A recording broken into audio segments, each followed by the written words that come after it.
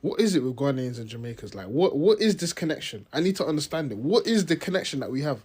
Like, some of the food is connected. I've seen like a couple of videos on the food. Like, the way I don't know. I don't know what the connection is, but there's some correlation to us. I don't know whether, obviously people say like the Gold Coast and the slaves went over to Jamaica, so whatever, innit, whatever. But I just want to know, like, where is the connection and why are Jamaican women all great people? Hello, my beautiful people. Welcome back. My name is Amy, and I'm so excited to have you here today. You know, I love talking about culture, language, and the surprising ways people are connected, even when they don't realize it. And trust me, this one is special. So we all know Jamaican is famous for its unique language, Patois. And Ghana is known for its beautiful Akan languages like Twi and Fante. But here's the crazy part. Jamaicans are speaking Akan and they don't even know it. Yes, you heard that right. And there's this unexplainable connection between Ghanaians and Jamaicans that goes way beyond music and food. And sometimes when you hear a Ghanaian speaking, it almost feels like Jamaican. And sometimes when Jamaicans speak, they are actually using Akan words without even realizing where they came from. Isn't that fascinating? But before we dive into the videos and see how people are reacting, make sure to like this video, share it with your friends, and of course subscribe if you haven't already. Now let's check out what people are saying about this surprising connection.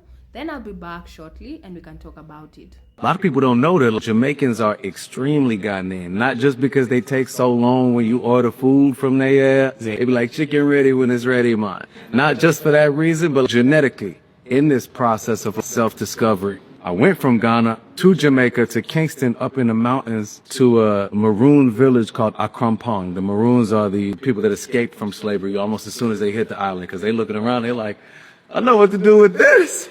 I'm out of here. Like, Maroons fought the British for 60, 70, 80 years until they reached a point where the British had to grant them sovereignty. Up in this maroon village, Akan. Akan is the name of a place in Ghana. The most famous Maroons, Kojo. Like my name is Kwesi and Kweku. They're like the basic Ghanaian names. They speak Twi words and some of their Patois. Jamaicans and Ghanaians, y'all closer than y'all think. Yeah, we know Jamaicans came from West Africa, Nigeria, Ghana, you know what I'm saying, etc. But check this out. In Jamaica, we got this wrap, you know what I mean? This baked goods that we wrap and put in the oven that we call dukono. In Shatta Wale's song, this head wrap that he's talking about when he said, this head bigger than a duku, right? That word dukono. All right, throw that aside. Anansi and Tukuma stories. These stories were told to us by Miss Louise Bennett, Miss Lou, when we were kids. You know what I mean? Amas Ran. Yeah, man. That came from Ghana. The Akan are the Akan people. So no closer than you think. You're closer than you think. Family ties.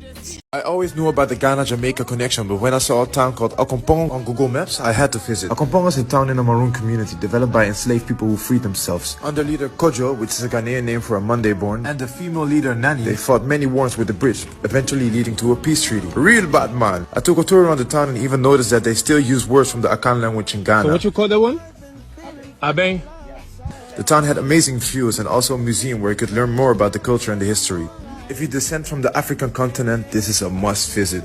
What is this obsession between Ghana and Jamaica? Really, what is this strong link between this African country and this small Caribbean island that makes the ties so unique and so strong?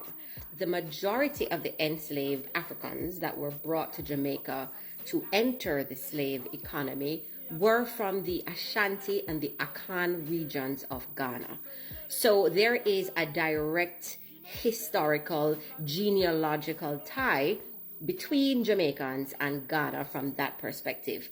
Secondly, there is this obsession with reggae music all across the continent of Africa for sure, but talking about Ghana, Ghanaians really do love reggae and dancehall, and that is because a lot of the lyrics in reggae and dancehall talk about struggle, talk about poverty, rising from the ground, rising from the dirt to overcome many difficulties. And this is really a struggle that many people across the world, but particularly in Ghana, relate to and can understand, and so they gravitate a lot to reggae music and have this deep love for the music, and a lot of their own artists even emulate that style. The third thing is that we do have a lot of ties when it comes to our language patterns. Fun fact, many Ghanaians can understand Patois. And if you hear some Ghanaians speak, a lot of the things we as Jamaicans say in Patois are actually derivatives, are derived from the way Ghanaians speak. So we also have a tie there with language, because they're all about uniting Black people and reaching out to this wider Pan-African population, and they see connecting with Jamaica, with Black people all across the world, as one way to continue to reach out to achieve this African unity. This is amazing, but this isn't just a coincidence. There's a real reason why Jamaicans and Ghanaians feel so connected. Let me break it down. Akan is one of the largest language groups in Ghana, and it includes Twi, Fante, and other dialects spoken by millions of people. And during the transatlantic slave trade, a huge number of people taken to the Caribbean, especially Jamaica, came from the region we now call Ghana.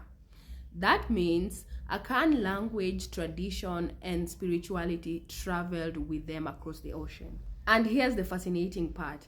Even though centuries have passed, traces of Akan are still alive in Jamaican Patois today. For example, when Jamaicans say nyam to mean eat, that comes directly from the Akan word nam. When Jamaicans say unu to mean you all, that's similar to Akan mu. And even the word obea, which refers to spiritual practices in Jamaica, is linked to Akan traditions. So when Jamaicans speak their everyday language, they're actually carrying little pieces of Akan with them. And they may not realize it, but the words, the rhythms, and even the way sentences are put together connect right back to West Africa. But the connection doesn't stop at language alone. Let's talk about music. In Ghana, you have high life and hip life, and now Afrobeats, all built on rhythms, drums, and storytelling. And in Jamaica, you have reggae, ska, and dancehall, also built on rhythms, drums, and storytelling. And the similarities are undeniable. And if you put a reggae beat next to a traditional Ghanaian rhythm, you'll hear the same heartbeat running through both. And culturally, both Jamaicans and Ghanaians share this larger-than-life personality. The humor, the boldness, the warmth, and when you put them together, it's like watching cousins reunite. And that's why so many people say Jamaicans and Ghanaians are like cultural twins. Now, some people might think these are just random similarities, but when you look deeper, it's not random at all. It's history, it's heritage, and it's a reminder that no matter how far people are taken, culture finds a way to survive. That's why when Jamaicans joke, sing, or even just talk in Patois, they are often speaking Akan without even realizing it. And when Ghanaians vibe with Jamaican dancehall or reggae, it feels so natural because in many ways, it's part of the same story. So my beautiful people, what do you think? Are Jamaicans and Ghanaians basically long-lost cousins, or do you think it's just a coincidence in the way they sound and act? Personally, I believe this connection is too strong to ignore. The history, the language, and the music, it's all there. So guys, drop your thoughts below and let's have a conversation about this topic. I want to hear from you guys. And as always, don't forget to like, share, and subscribe for more stories just like this. Thank you so much for sticking around. My name is Amy and I'll catch you guys in the next video.